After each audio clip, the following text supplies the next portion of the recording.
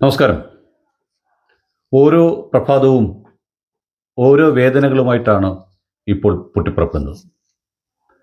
അത് സാധാരണ ജനങ്ങൾക്ക് വേദനയാണെങ്കിൽ മറ്റു ചിലർക്ക് സന്തോഷം ഉണ്ടാക്കുന്ന കാര്യങ്ങളായിരിക്കാം.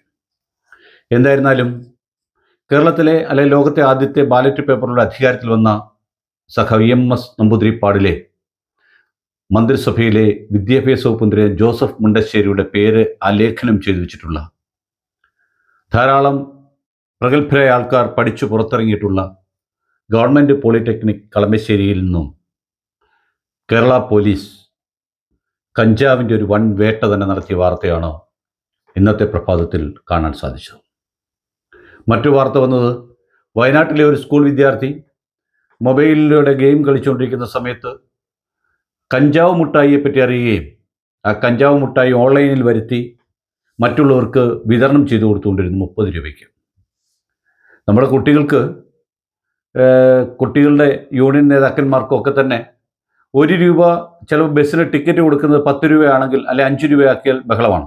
പക്ഷേ ഇത്തരം കഞ്ചാവ് മുട്ടായികളും മറ്റും മേടിക്കുന്നതിന് 30, 40, 50, 500, 1000 രൂപ മുടക്കുന്നതിന് ദൈനംദിനം ഒരു ബുദ്ധിമുട്ടുമില്ല എന്നുള്ളതാണ് അറിയുന്നത്.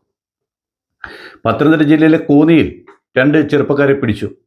ലഹരി വാങ്ങുന്നതിന് വേണ്ടി റോഡിൽ കൂടി പോകുന്ന സ്ത്രീകളുടെ മാല കറങ്ങി നടന്ന് പൊട്ടിച്ചെടുക്കുന്ന 2 കള്ളന്മാരെ.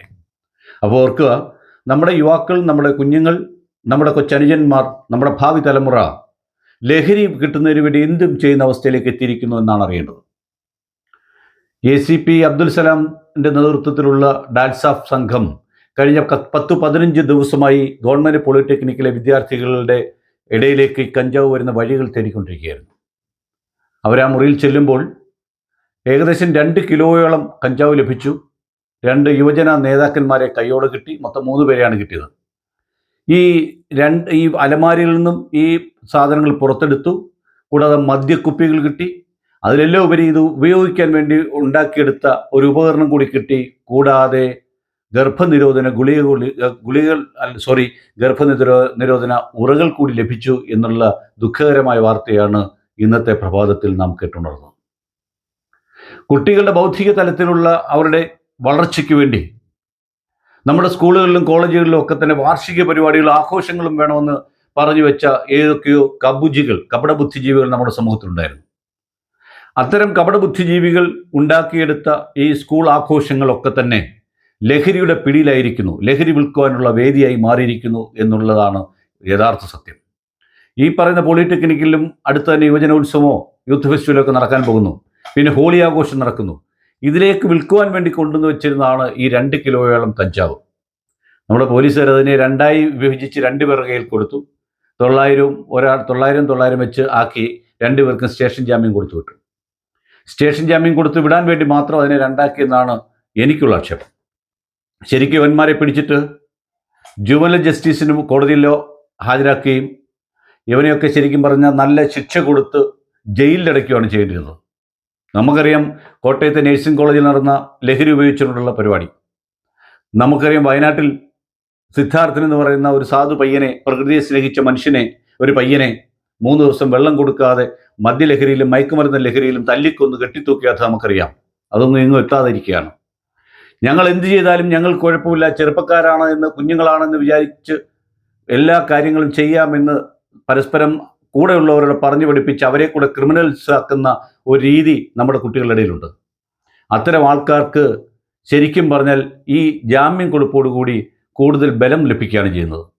അതിനുശേഷം വന്ന വാർത്തകൾ കാണണം. മന്ത്രി ഉൾപ്പെടെയുള്ളവർ തള്ളിപ്പറയുകയല്ല ചെയ്യുന്നത്, പരിശോധിച്ചിട്ട് വേണ്ട നടപടി സ്വീകരിക്കുന്ന പറഞ്ഞു. എന്ത് പരിശോധിക്കാൻ? തല്ലിക്കൊല്ലുന്നവനെ, കുത്തിക്കൊല്ലുന്നവനെ, ആൻറ്റി റാഗിങ് കമ്മിറ്റിയിലിരുന്നിട്ട് റാഗിങ്ങിന് നേതൃത്വം കൊടുക്കുന്നവന്, ലഹരിക്കെതിരെയുള്ള ക്യാമ്പയിനുകളിൽ പങ്കെടുത്തിട്ട് വൈകുന്നേരങ്ങളിൽ ലഹരി കഴിക്കുകയും മറ്റുള്ളവർക്ക് വിൽക്കുകയും ചെയ്യുന്നവനെയൊക്കെ എന്തിന് ഈ സമൂഹത്തിൽ ഇങ്ങനെ വീണ്ടും വീണ്ടും വീണ്ടും പഠിച്ച് മിടുക്കന്മാരായി വന്ന് നമ്മളെ ഭരിക്കുവാൻ വേണ്ടി, ഭാവി തലമുറയെ ഭരിക്കുവാൻ വേണ്ടി നിർമ്മിച്ചെടുക്കുന്നതെന്നാണ് ഈ രാഷ്ട്രീയക്കാർ ചിന്തിക്കേണ്ടത്. തുറന്നു പറയാൻ പേടിയുള്ളത് കൊണ്ടാണ് പലതും വിളിച്ചു പറയാൻ പലർക്കും മടിയുള്ളത്.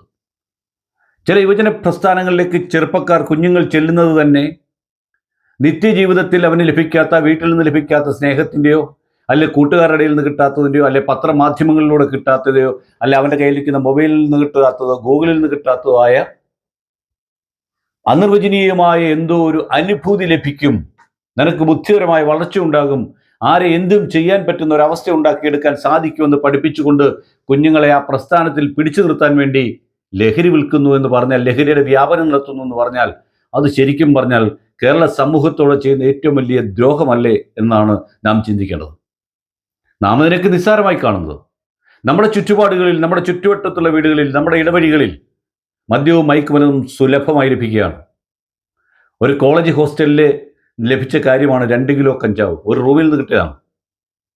ഇവിടൊക്കെ രാത്രികാലം ഗവൺമെൻറ് കോളേജുകളിലെയും ഗവൺമെൻറ് പോളിടെക്നിക്കുകളിലെയും ഗവൺമെൻറ് നഴ്സിംഗ് കോളേജുകളിലെയൊക്കെ മെൻസ് ഹോസ്റ്റലുകളിൽ പുറത്തു നിന്നുള്ളവരെന്തിനാണ് ചെല്ലുന്നത്? അവർക്കെന്താ അവിടെ കാര്യം? ഈ പറയുന്ന ആൾക്കാരൊക്കെ തന്നെ ഈ കഞ്ചാവ് ലഭിച്ചത് രാജക്കാട്ടാണെന്നാണ് പറയുന്നത്, മറ്റൊരാളെന്ന് വടക്കേ ഇന്ത്യയിൽ നിന്ന് വന്നാന്ന് പറയുന്നു. എവിടെ നിന്നായാലും ഇത് പിടിക്കപ്പെട്ടത് നമ്മുടെ കേരളത്തിലെ, കൊച്ചു കേരളത്തിലെ ഭാവി തലമുറയുടെ മെൻസ് ഹോസ്റ്റലിൽ നിന്നാണെന്നുള്ളതാണ് ദുഃഖകരമായ സത്യം. ആ സത്യം നാം മറന്നുകൂടാതിരിക്കുക.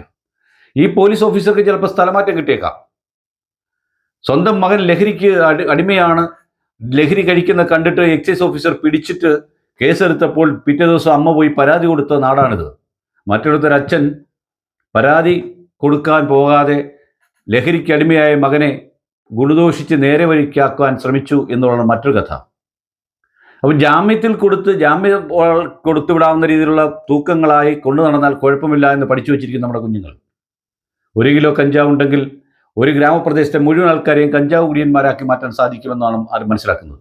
അപ്പോഴാണ് നമ്മുടെ കൊച്ചു കുഞ്ഞുങ്ങളുടെ റൂമിൽ നിന്നും 2 കിലോ കഞ്ചാവ് ലഭിച്ചു എന്ന കാര്യം ഓർക്കേണ്ടത്. ഇവിടെ കഴിഞ്ഞ 10-15 ദിവസമായിട്ട് ഈ കഞ്ചാവ് വരുന്ന വഴികളൊക്കെ തന്നെ അവർ നോക്കിക്കൊണ്ടിരിക്കുകയായിരുന്നു. രഹസ്യമായ നീക്കമാണ് പോലീസ് നടത്തിയത്. അതുകൊണ്ടാണ് പ്രിൻസിപ്പൽ അറിയാഞ്ഞത്. പ്രിൻസിപ്പലിന് ഇന്നത്തെ ഒരു കപട നാടകം കാണുമായിരുന്നു. ഇയാളെയൊക്കെ പ്രിൻസിപ്പലാക്കി വെച്ചിരിക്കുന്നതാണ് ഈ സമൂഹത്തിനുള്ള ഏറ്റവും വലിയ ദോഷം. സ്വന്തം മക്കളെ പോലെ, സ്വന്തം അനിയനെ പോലെ തൻ്റെ സ്കൂളിലെ കുട്ടികളെ അല്ലെ കോളേജിലെ കുട്ടികളെ കാണാൻ കഴിയാത്ത ഇത്തരം ചെറ്റ സ്വഭാവവും വർത്തമാനവുമുള്ള കുറേ പ്രിൻസിപ്പൽമാരുമുണ്ട് നമ്മുടെ പല സ്ഥാപനങ്ങളെന്ന് പറയേണ്ടിയിരിക്കുന്നു. സ്ഥാപനവും കുട്ടികളും നന്നാവണമെന്ന് ആഗ്രഹിക്കുന്ന 100 കണക്കിന് പ്രിൻസിപ്പൽമാരും എച്ച്എമ്മുമാരും ഒക്കെ നമ്മുടെ സമൂഹത്തിലുണ്ട്. അതിനിടയിലാണ് ഇത്രയും പുഴുക്കുത്തുകൾ. ഞങ്ങളിത് അറിഞ്ഞില്ല, പോലീസ് പറഞ്ഞത് നേരത്തെ തന്നെ അദ്ദേഹം അവിടെ വിളിച്ചു പറഞ്ഞേനെ. സിദ്ധാർത്ഥൻ്റെ കോളേജിൽ നമുക്കറിയാം എന്താ സംഭവിച്ചത്. ആ വിദ്യാർത്ഥികൾ മാത്രമല്ല, അവിടുത്തെ കുറേ ഉദ്യോഗസ്ഥർ, അതിനുശേഷം വന്ന അവിടുത്തെ പ്രിൻസിപ്പൽ, വാർഡൻ എന്ന് വേണ്ട മുഴുവൻ ആൾക്കാരും അതിന് കൂട്ടുന്നു എന്നുള്ളതാണ് സത്യം. തെറ്റ് ചെയ്യുന്നവനെ തെറ്റാണെന്ന് കണ്ടെത്തി പിടിച്ച് ശിക്ഷ കൊടുത്താൽ ഒരു കുറ്റവും ഈ നാട്ടിൽ വീണ്ടും ഉണ്ടാവില്ല. ഉണ്ടാകുമെന്ന് ആരെങ്കിലും പറയുന്നൊരു തെറ്റാണ്, അത് മിഥ്യയാണ്. ജനാധിപത്യം ആയതുകൊണ്ട് എല്ലാവിധ സ്വാതന്ത്ര്യവും കൊടുത്ത് എല്ലാ കുറ്റവാളികളെയും നല്ലവരാക്കി വിടാമെന്നാണ് ചിന്തിക്കുന്നതെങ്കിൽ അത് ഈ സമൂഹത്തിൽ ഇനി ഉടനെയൊന്നും നടക്കാൻ പോകുന്നില്ല. ഈ പറഞ്ഞ ACP അബ്ദുൽ സലാം പോലുള്ളവർക്ക് ഏറ്റവും നല്ല ഗുഡ് സർവീസ് എൻട്രി കൊടുത്ത് അവരെ മുൻപോട്ട് നയിക്കുകയാണ് വേണ്ടത്, പിൻപോട്ട് വലിക്കാതിരിക്കുകയാണ് സർക്കാർ ചെയ്യേണ്ടത്.